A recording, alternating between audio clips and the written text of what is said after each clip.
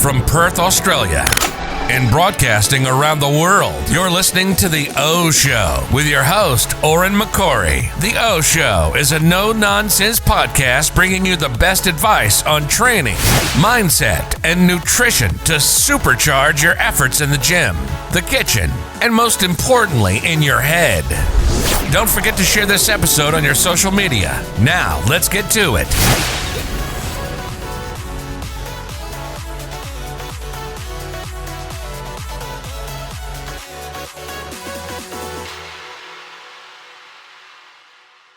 Right. Good morning, good afternoon, good evening, guys. Welcome to the anniversary episode of The O Show. We have hit it. We have done our 52 episodes in the year. This will go live tomorrow on the 24th of April, which is officially a year since we started. It was a bit touch and go as to whether I was actually going to make it here. We had a last minute cancellation during the week, but we had a perfect little stand in and we got here, which is good. So I set this goal at about 3 weeks ago, as I am probably about 10 episodes off. Who can I get on? How can I do this? And we've made it happen. So I'm excited for this. And we've already got some good guests lined up for season 2. But for today, we have on my good friends, Chris Irvin from NitroFit and Scott Simpson from Scott Simpson Personal Training, both based in Scotland. So get ready for the accents. Boys, how are we? We good? Yeah, mate, not bad. Yourself? Yeah, all good. Not bad, guy. So yeah, all good, mate. Ready to rock. Let's have a little chat about how your weeks have been. Let's start with you, Scott. How's the past 7 days been for you? What have you been up to? And what's the next 7 days ahead going to be like for you? Yeah, mate, it's just, so gyms are opening up here on Monday. We were obviously talking a bit before this, and I know you guys have been more probably out of a sort of lockdown than in it, and we've been in it much more than we've been out of it. So the gyms open is a big deal for us at the moment, for sure. So on Monday, gyms open up. So I've been quite busy just kind of getting everything set up for that. A lot of programming getting done, a lot of time spent in front of the laptop. But we're getting there with that as well. So looking forward to it. And the next 7 days will just be, just kind of getting back into the gym and probably a little bit of a routine adjustment for sure. But it's all good. You're almost a bit reluctant to be like, it's starting to look up here because you don't know what's going to happen. But just being busy, but looking forward to things opening up a little bit more for sure. Yeah, nice. What about you, Chris? How's the past 7 days been, and what's the next 7 days looking like for you on NitroFit? Oh, mate, it's been busy as fuck just because Scott's saying their gyms are going back. So we've been getting all the ladies who are kind of outside the gym ladies, getting them all ready to get back inside, and then bringing new ladies in now, because we didn't bring any ladies in for the gym as such when it was outdoors, because I thought, well, we're not really selling an outdoor membership. It's just the current ladies who were already part of the gym before. I've been training outside, so just a bit of sales and marketing, to be honest, mate, in terms of filling the gym back up now. For some people did leave during COVID because they just didn't want to train and stuff like that. So just getting the gym filled back up. So that's my week, mate, and dealing with the coaches all week. Some of the guys who work at NitroFit, I do a lot of one-to-one calls with them. So my week's kind of filled doing that. It's busy, mate. And I've got obviously a baby at 15 weeks, so I'm pretty much like working 6 to 2 and then home for the baby the rest of the night, mate. Yeah. Week just flies in. That's a good little balance then, if you're getting that right. Just work hard and then play hard for the rest of the day. That's it. I mean, I say play hard. I go home and she just falls asleep anyway, and I'm just sitting there thinking to myself, what the fuck, man? I'm just sitting here doing fuck all now. Unfulfilled. You know what I mean? She's just sleeping. I'm like, all right, cool. Back to see you and you fall asleep. That's whenever you'll be on WhatsApp talking to me and Scott here then about catching up while the baby's sleeping on you, right? That's it, mate. That's it. She's getting too heavy now, man. So I'm not as muscular as I used to be. So I'm she's going to build me up a bit. Just be holding her. Progressive overload, right? If she's a kilo or two down, it should be 3 and 4, and then 5 before you know it, she's 15 kilos. Yeah. And you've grown back again, huh? That's it, man. Yeah. Been a good week, mate. Good week. Nice. What about you, big guy? Yeah, everything's good. We just back into the gym after a back injury for 2 weeks. So just sort of easing back into that while doing a lot of work behind the scenes here. But I was just about to say, we're kind of in opposite situations. You're getting ready over the weekend to gym's opening and get some of your life back. We're just, as we are recording this, it's 2:00 on Friday, and there's an announcement from the Premier RPM about the state restrictions because we got a couple of cases. So I don't think it's been announced yet I'll find out in a couple of minutes after we record this, but it's looking like probably a 3-day lockdown. So we're getting ready to lock down while you are getting out of lockdown. I've got a question for you. What's that? You prepared for this lockdown, mate? Because it can get really stressful in that. Just saying. I think 3 days, I've got enough toilet roll and enough biscuits. I should be sorted, right? Fucking hell, man. But guys, if you're listening, this is going to be coming out on Saturday. So if you're listening to this and you're in Perth, please don't be that arsehole who's fucking going crazy just because there's a restriction from midnight. If there is even a restriction, I'm not really sure yet, but it's 3 days. You'll get over it. These guys on the call here have been in lockdown you've probably been about 8 weeks out of lockdown in the whole past year, right? Feels like 12 years. Yeah, we were sort of out like, I don't even know how long it was between the lockdowns that the gyms were opening. That it wasn't like 4 months, Scott. 4 months. Was it 4? Yeah. Okay. Yeah, 4 months. So that's hectic because that's like the opposite to us. We can't really imagine that. And I've got everyone. I posted up in my story just now. I was like, "Oh, the Premier's going live in 5 minutes," and everyone's like, "Fuck, bro! See if we get locked down again." Like, it's 3 days, guys. Chill out. Even if it is like, it's nothing compared to what the rest of the world is. You know what it is though? It's all perspective, eh? Because see, if you're so used to being out of it, 3 days would be like it's an inconvenience at least. Do you know what I mean? Yeah. Whereas you sort of like, because we've been in it for so long, you kind of adapt. You kind of set up a wee routine. You settle in. It's not ideal. There are challenges within it, but I think it's perspective. If you're quite used to being out and about, 3 days would seem like a pain in the arse, and it is a pain in the arse, you know.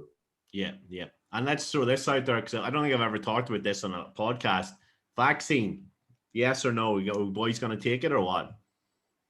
Oh, fucking 100% yes, mate. Because just for one reason and one reason only. And Scott's laughing because he knows it's to go on holiday, mate. In case any country tries to say need a vaccine, I'm just going to get it, mate. I don't care if it's got fucking horse tranquilizer in it. I'm taking it.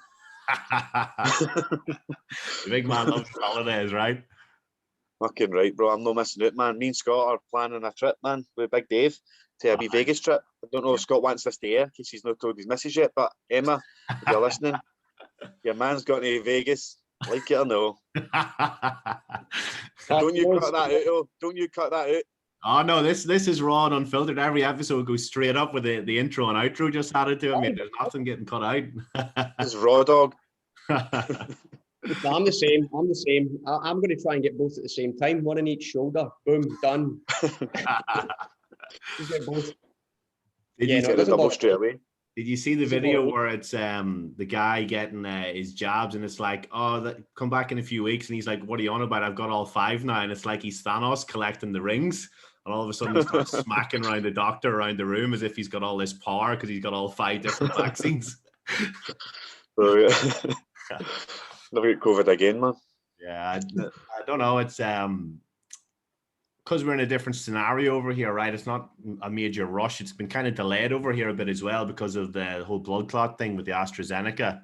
I think now they're saying under 50 have to get Pfizer, or it's going to be prioritized for Pfizer, and over 50s get the AstraZeneca. So it's been delayed a good bit, but we're not really suffering here. We're not in lockdown, so it kind of hasn't really crossed my mind. But yeah, if it came to it where I couldn't travel, of course, I've got family back home and everything, and I want to fucking actually go on holidays to Bali and America and different places. So if it came down to it where you had to get it to travel, I'll get it. Like you said, double up, one on each shoulder, Scott. Absolutely.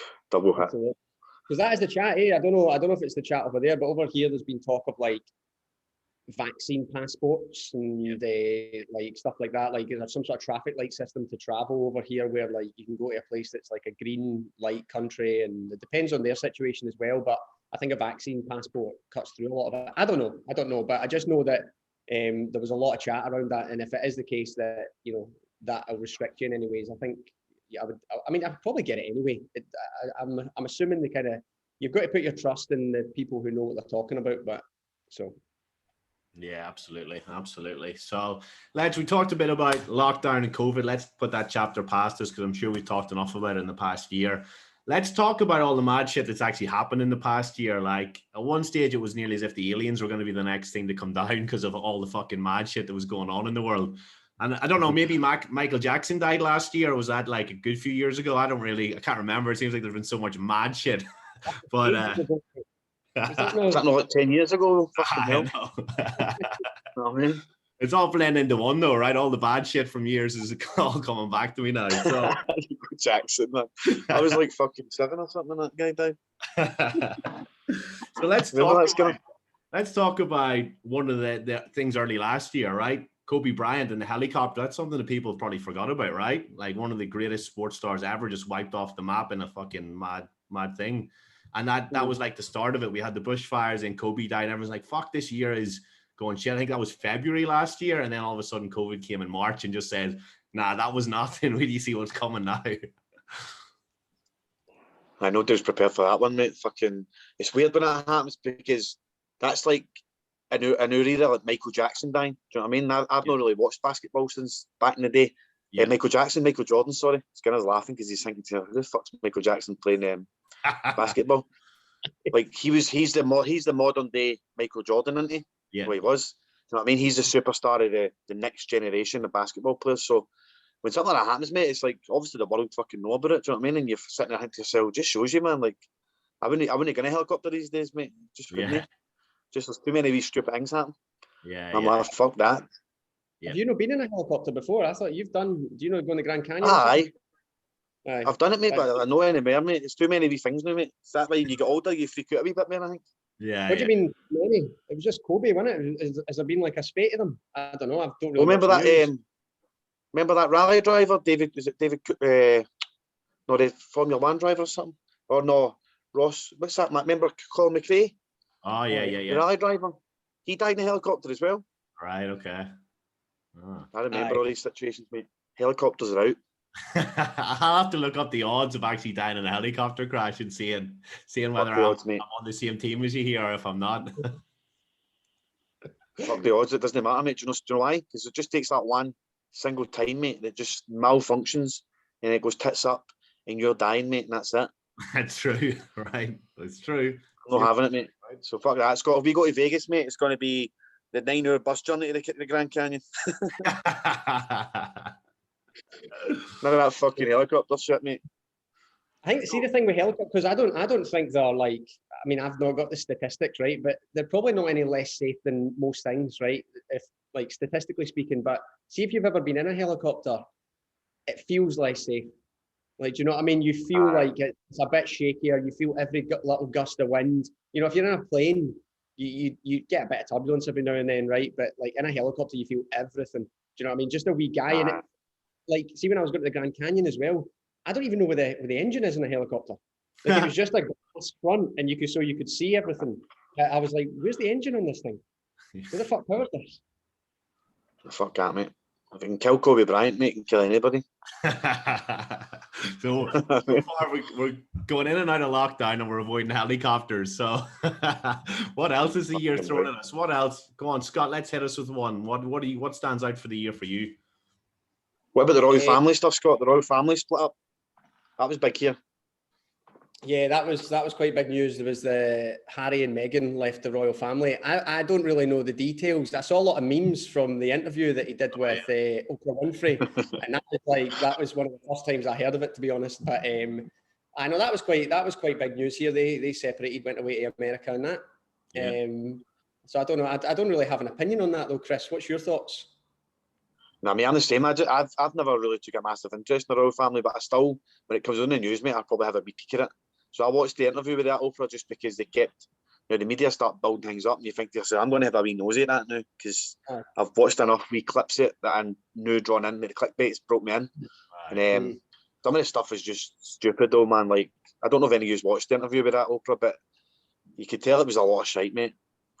Do you know what I mean? They just basically think about it this way: the royal family is like it's an institution. So you're literally like, you're almost performing every day. Your life's a performance. You need to go to the public and perform. You need to always be seen to doing this. You've got security all the time, stuff people or the tap of you. I wouldn't want that either, man.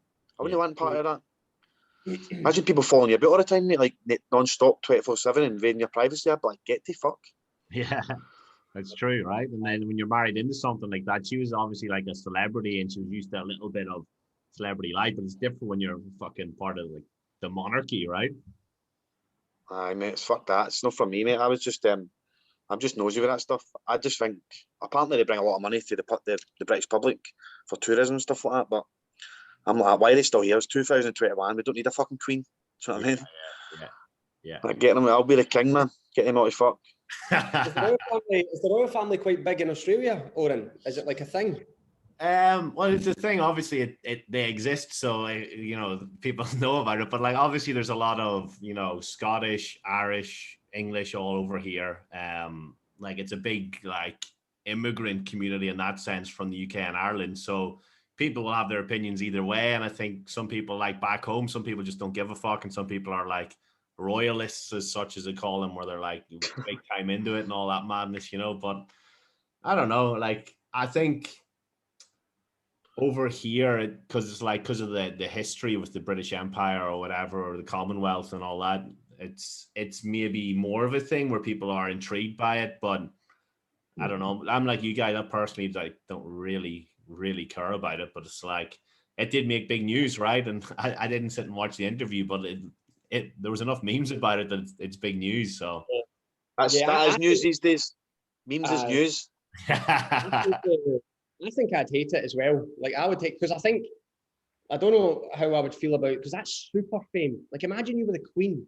Like you can't go anywhere. There's nowhere like in the world. But like it's not even cool fame. Do you know like rock and roll fame where you could just do what you want and it's like people will laugh about it. Like I don't know. It's all about like manners and protocol and all that. I would hate it as well. I'd break away and settle down in Los Angeles. That sounds well better to me. Yeah, it's great, man. Yeah, it's something that obviously we'll never get the experience either way, either celebrity fame or that fame, but it's fucking, I don't know, it's something that you can see the arguments either way, right? Whether all these comments were made about the baby and all this, like you can sort of understand that might happen because of how like old fashioned it is and all that shit as well, right? Well, see, to be honest though, mate, see if I was like ginger, right? See, I was ginger, right? My missus is black hair.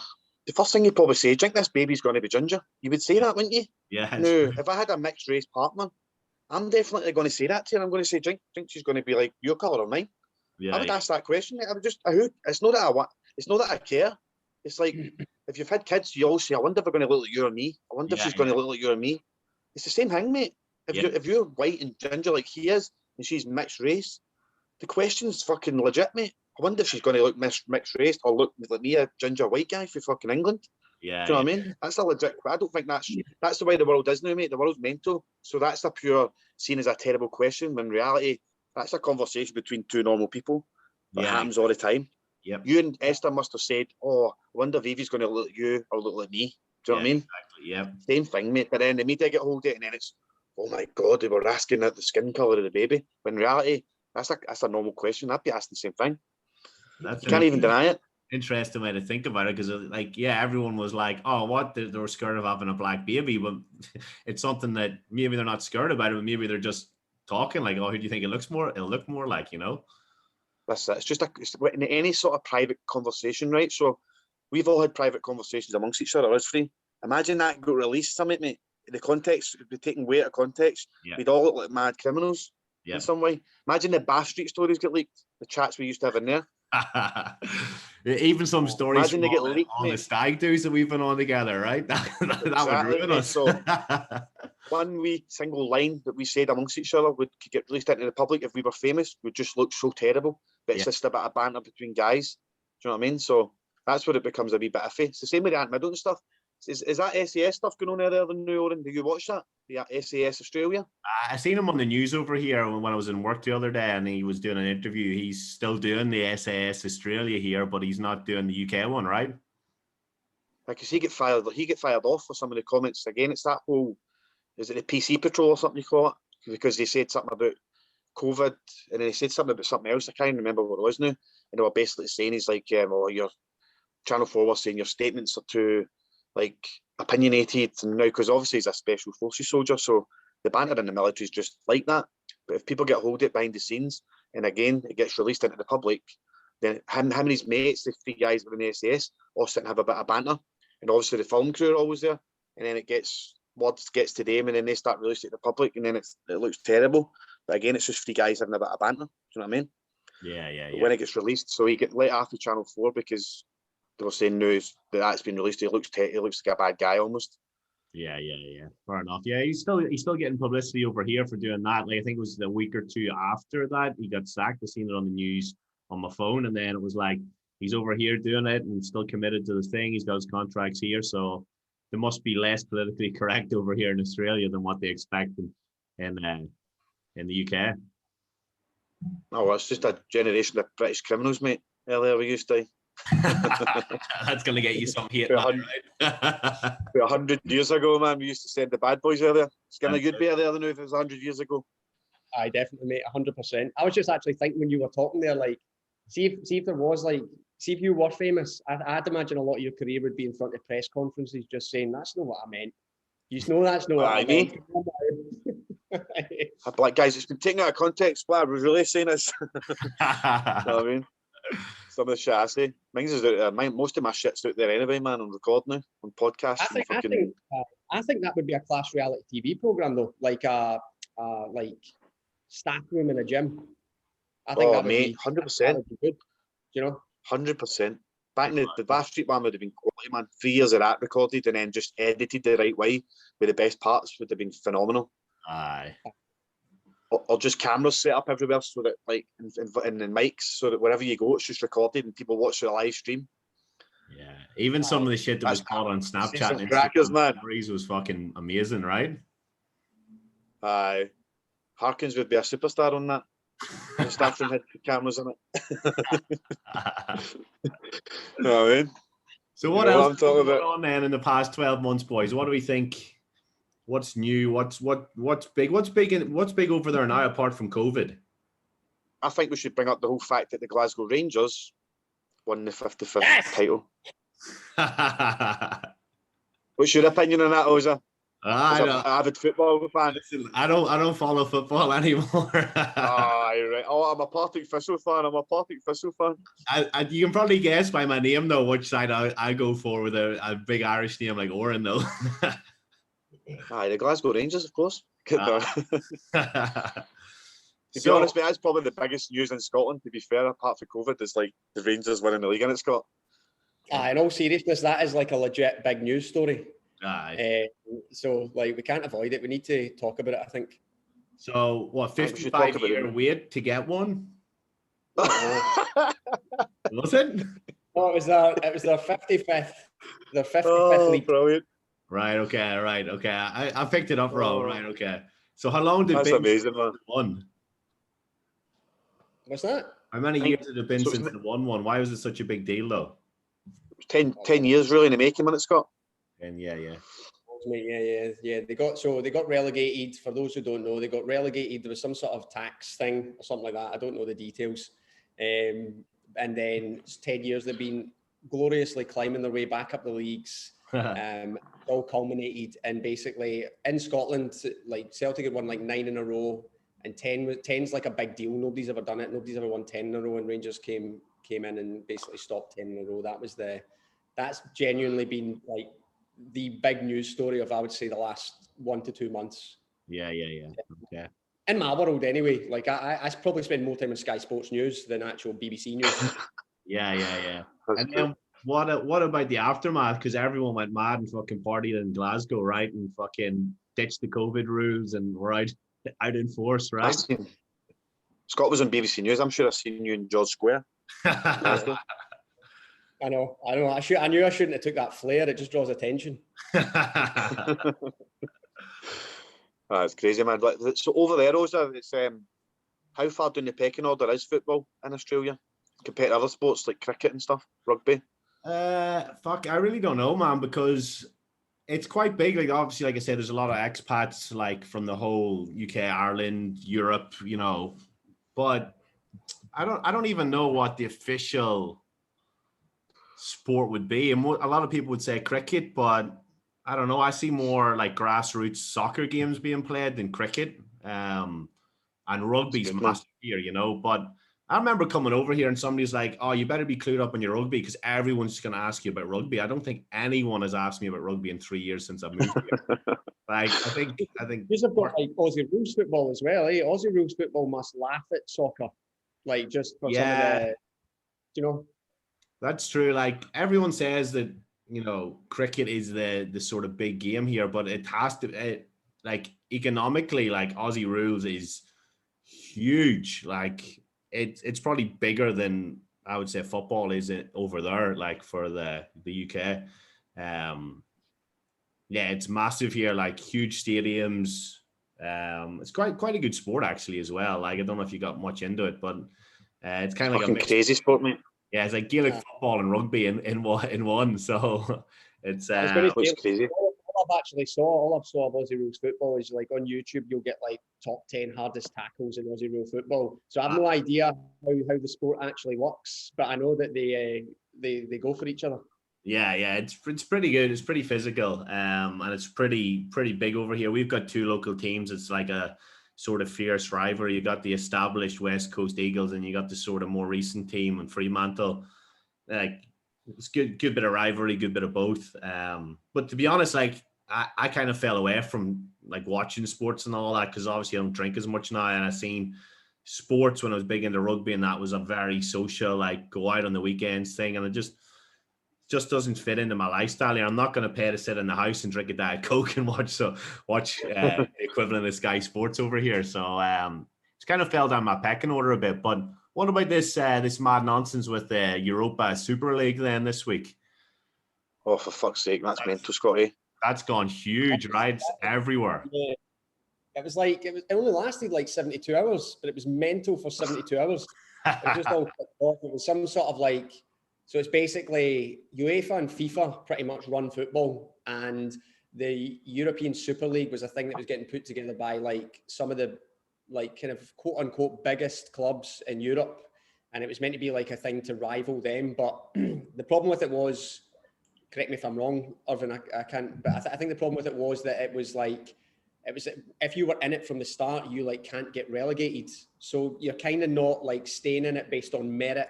Or like, so it kind of, there was a bit of a question about sporting integrity and all that, and there was riots outside football grounds here and all that. I think it's obviously more in England because it was some English clubs, but yeah, no, that was a mad 72 hours. It's just basically it's collapsed. It's basically 15 teams, right? They pick like Manchester United, Man City, Tottenham, Arsenal. Basically the 6 big teams in England, the big teams in Spain, Italy. 15 teams in a big league, and nobody can get relegated and nobody can come in. So it's just like these 15 super teams all playing against each other, and they're getting I think it was like 6 billion a year they were getting to share between them to do that. It was crazy money. So it's almost like double the money you get for the Sky Sports and BT packages over in the UK. They were getting crazy money offered. So clubs like Barcelona and Real Madrid, they're in like 800 million a debt, these clubs, so much in debt. So this would have cleared their debt and then allowed them to actually make money. This deal. So it was about the elite becoming even more elite and then leaving the small guys behind, really. There was a guy who was like the Real Madrid president was coming out and talking about like how this will save football and all this kind of stuff. But obviously, like I think Real Madrid like are 900 million in debt, Barcelona 1 billion in debt. But that's like, Irvin, see if you put Nitrofit in debt, that's like you turn around and blaming the fitness industry. I don't see football's to blame because you're £1 billion in debt. Yeah. Do you know what I mean? I know. You make that choice, don't you? Yeah, that's true. It is a business. Now they're talking about right, all these clubs and that. So that's it, mate. That's what you're forgetting, because a lot of these clubs in like the UK and that are owned by these billionaires for like Russia, Kuwait, Dubai, and all that kind of Abu Dhabi kind of stuff. That they're total businessmen. So the day of the culture in football like being owned by locals and that is over now. That's kind of changing. So back in the 80s and all that, and like the clubs would be run by the community and all that, in terms of like a local businessman would own the club and be like families and all this kind of stuff. Everybody who played for like Celtic in the 1967 team all stayed within a mile of the stadium. So you'd have to be a local community, but over time as like businesses took over, it's like because a lot of fans were actually complaining about like, well, we're not going to support you anymore. But in reality, hey guys, we're back. We had a very big technical issue there where we all crashed at the same time. I'm going to blame the fact that everyone's texting me now saying that we're in a 3-day lockdown. The fucking my computer must have just said enough of this. I'm shutting down for 3 days as well. But we've talked enough about 2020 into what's happening this year in 2021. So let's talk about what's to come for the rest of the year. We got about 8 months left of the year. So Scott, what do you see as now gyms are opening over there and worldwide? What's the next big thing in the fitness industry, or what's to come for you guys over there? Do you know what I think? I think that when we take a step back and look at it, there'll be a lot of ways in which the fitness industry's benefited. I think it's not been ideal and all the rest of it, but I think that just looking at it from a coach's perspective, I think that there's been a lot of time here. I can only speak for myself, I suppose. But there's been a lot of time here to kind of go away, work on things, look at what you do day to day, and trying to make little improvements. Whether it's the way in which you run things, the way you organise things, the way you do check-ins, the way you do whatever. And that's obviously I'm just talking about that from a coach's perspective. So there's been a lot of time to go away and work on that. And I think the fitness industry more generally they've had to adapt a little bit. So now there's just going to be more options available for people, different, I don't know, maybe open their eyes to different ways of training and those sorts of things. So I think that when you take a step back overall, there will have been benefits just from having to adapt things in a lot of ways. I don't know what's going to happen 5 years from now. I've never been someone who can look and predict things or whatever, but I think that speaking from a personal point of view, and if I was to kind of predict a little bit, I think there will actually be genuine positives to come out of it, just in the way we've had to adapt and change things and improve certain things within as maybe a PT or coach, but also just the fitness industry in general. So yeah. Yeah, nice. What about you? Mate, do you know what I think there? Listen to Scott there. I think that the people who are going to benefit the most for this is going to be the potential clients out there. Yeah. Because I think coaches have massively improved in their service, had to improve and adapt things, and like Scott said, learn all those small intricacies that might make the service better. Because before that, now, because we've worked in different pure gyms, managed different pure gyms, we all worked in the same pure gym, and we know people for different gyms. We know there's a big gap difference in some PTs who are just treating it like a hobby, and guys like us who take it a wee bit more serious. There's always been that wee gap. I'm not saying it's we're the best and there's shite, but when I worked in a pure gym, there was always 2 or 3 guys who were always really pushing just to try and be a busier or a better PT in some way. And then you had the kind of guys who just liked the job and they love training and they love training people. And then you get the ones who just treated it like a hobby. Yeah. It was a wee bit of the first ever job, and they'd never worked before, and they just loved to come in and just they were happy making X amount of money. They weren't really bothered about the service too much, and that I think that's changed now, because when at the pandemic, everybody just got left with fuck all. You either had to adapt or just pretty much admit you failed as a PT and had to let it go. So I think the fact that all these other coaches now are probably try to take it a wee bit more serious now because they had to, it's going to benefit the public, because now we've got a better bunch of PTs all rising up than we did before. I think the quality is going to be better. Yeah.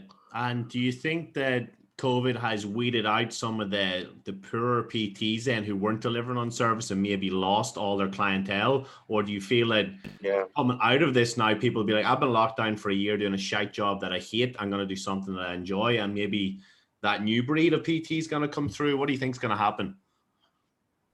Well, there's just an example that I know, and Scott will know what I'm talking about here as well. Somebody I work with in the business side has a PT. I'm not even going to say he or she, just in case, but they, a gender pronoun there, see that, boys? They had a coach for years and years and years. In the 2 lockdowns, the coach literally abandoned ship, big time abandoned ship. And now that everything's opened back up, this person got a text saying, I'm ready to come back training now if you're ready. But in reality, they hadn't heard of this coach the whole time, nothing. And this coach is now, my business mentee has now moved on to another coach who's obviously delivering a better service, and just said to this coach, look, I've been getting help off somebody else. I was struggling through lockdown.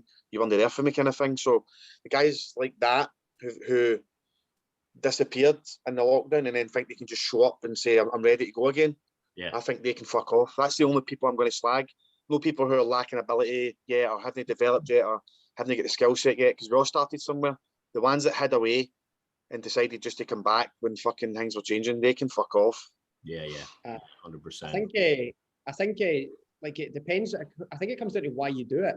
Like I think if you get into it because you want to help people, that doesn't change if they're at home or whatever. But I think if your reason for doing it was just because it was like a nice easy way to kind of earn a few quid, and you know it's kind of a bit of a laugh being on the gym floor or whatever, as soon as that gets taken away, you're going to be like, oh well, I'll treat it like a bit of a holiday, I'll take a bit of time off here, whatever.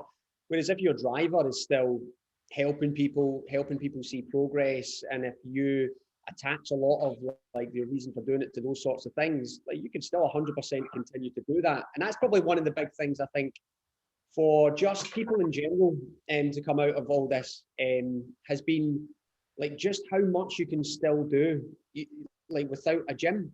And I think like obviously I think gyms are like incredible places. I think that people benefit in so many ways. I was talking about this on social media the other day actually. People benefit from it in so many ways, mentally, physically, going into that environment, an environment that's specifically designed for you to go in there and better yourself in some way. There's huge benefits, but there's still a lot you can do outside of it. And sometimes there are people who maybe are going to the gym for a long time, they've got these goals and they're just not getting any progress. And maybe there's like an over-reliance on the gym without looking into things like, you know, maybe they could dial in their nutrition more and, you know, sleep and stress management and general activity levels just in their day-to-day outside of that. And I think that you've kind of been forced into this little experiment to see how much can you actually do with that? Like how much can you do without the gym? And it turns out you can achieve a lot without it. So gyms are like an incredible place, an incredible environment, but kind of looking into all those other things as well. I think that a lot of people will have potentially looked at other areas of their life and been like, yeah, maybe I could focus a bit more on that and do a bit more with that and do a bit more with this and maybe a benefit even that way. Do you know what I mean? Yeah, 100%. And do we think anything's going to come out where it's going to be the big gimmick? What's the big gimmick that you see coming? Let's finish on this one where like, I'm personally seeing a lot of Peloton coming out with these home exercise. I was thinking Peloton. $1.5, maybe more. I'm not even sure how much they cost, but everyone seems to be buying them now for training at home. You guys can see my exercise bike in the background here. It doesn't get fucking used. So things will be an expensive clothes hanger or what? We'll find out, mate. I think it's the same as anything. I think the gym could be an expensive habit you don't use either, and a Peloton bike could be the same thing. So it all depends on the individual people, mate. If somebody's using a Peloton to their full potential and it's doing well for them, then fucking brilliant. They've found something they love doing. That's the thing, innit? Yeah. You just want to find something you love doing. I hate, and I know people always laugh when I say this, I hate lifting weights. It's purely the most boring form of training you can get, in my opinion. Bench press and fuck all that pish. I hate it. I know it's good for me, and that's why I do it. I do it as like the same way I brush my teeth, I get a shower. I just know it's good for me in the long term. That's why I do it. But I prefer like fighting style cardio stuff to train, or football training. I like sport or competing kind of stuff. That's my favourite when I'm training, I'm in the zone. Some of these people love these mad bikes. Yeah. See these Pelotons and that. Some people love that shit, mate. I don't think it's going to be an expensive habit, because I think if you've bought a bike for like, say, 200 quid for Argos, right? It's just left there. I think if you're paying £1,000 for something, unless you've got shitloads of money, then it'll probably get used or sold on. Yeah. But the main point, mate, is like if somebody loves fucking Peloton, jump on, get a sore ass for a few years, and then see you later. As long as you're enjoying it. Yeah, exactly. That was a soundbite. Fuck's sake, jump on, get a sore ass for a few years. Jump on, get a sore ass for a few years. No, I think for the most part, like I think a lot of people are just looking forward to going back into the gym, and they'll have bought stuff to do them in the meantime, and there will be a lot of that stuff will just get sold on Facebook or whatever. But again, like if someone during this maybe thought, you know what, I need to look after myself a wee bit more, and they've now got a bike in the gaff that they're going to jump on for 20 minutes every morning, something they would never have done before, then you'd have to say they've benefited. Yeah. I know what you mean. Like it's whether or not, like I think there would have been a lot of things that would have changed to suit the situation of the pandemic. And when things sort of come away from that situation and the situation changes, like anything, you know, things will change around that. And there'll be some things that were going on during the you know, lockdowns and stuff like that just won't continue any further, even if they kind of try to kind of keep pushing it, because people will kind of start to change their habits and routines and what they do on a day-to-day basis. But well, I suppose, like I said, like some people will have benefited from it just by trying different things and maybe finding something they genuinely enjoy. Yeah. I think overall, mate, in a grand scheme of things, if you can get enough data on it, I think any gyms will take some sort of hit as a whole, as a percentage. So if you looked at gym goers all over the UK for your, say, like your Virgin Actives, your Pure Gyms, your David Lloyd's, if they can do a survey in the next year to see if the percentage of people, even if it's just small, 5-10% less, now go to the gym, I think it's because people, like Scott said, have found a way they can train without the gym. Yeah. It's not going to be a massive. People are going to rush back to the gyms, mate. Like, we're not going to have any issues. Scott's not going to have any issues. You're not going to have any issues. PTs are not going to have issues with gyms. I don't believe that. I think there'll be a small percentage of people who have now found a way to train without the gym. So I think, if anything, gyms as a whole would probably just take a type. You'll just see a wee percentage drop in people who think they need to go to a gym now because they've found a way. Yeah. Just like a lot of coaches have found a way to build their own wee gym. So a lot of personal trainers won't be going back to gyms because they built a wee garage gym and stuff like that. I already know a few of them who just built their own wee garage and they've literally just put kit in it and they're like, I'm just going to start training people here so I don't have to pay the gym the rent. And that's fine. Like, there's two sides to that, because if you're in a gym with 5,000 members, unless your social media skills are dynamite, then you're probably better being in the gym so you can get there's members everywhere. It's the perfect place to be. If your social media skills are dynamite, then you can attract people to your garage. Yeah. So there's pros and cons, but I think a lot of these coaches now have just went, fuck, I need to still train my clients somewhere, or I'm going to build a wee gym here or there, or a garage, and it's just like, do you know what, actually this is working really well for me. I've just done that there. Yeah. It's fair play. Yeah, 100%. So we've covered a lot, boys. Like, we had the crack, we just chatted a load of shit, and then we brought it back quite serious. And that's kind of what I wanted with this anniversary episode, is just a bit of fun. If anyone's still listening, I commend you, because we talked through an awful lot of different mad topics, like Royals, soccer. We talked about fucking Kobe Bryant, when Michael Jackson died. We've talked about everything here. So you made it. We never actually really found out when he died, mate. Can we find out somebody quickly on the phones when Michael Jackson died? Because I think you were about 10 years off. Oh, no, absolutely. I'm only taking the piss. I'm pretty sure it was like 50, I remember where I was. I was at uni, so I was on a bus coming back up for Newquay. I was on a mad weekend away with mates for uni. I remember that. So that was ages ago. I think I was in Spain. 2009. Ah, yeah, that makes sense. Yeah, that makes sense. Hectic.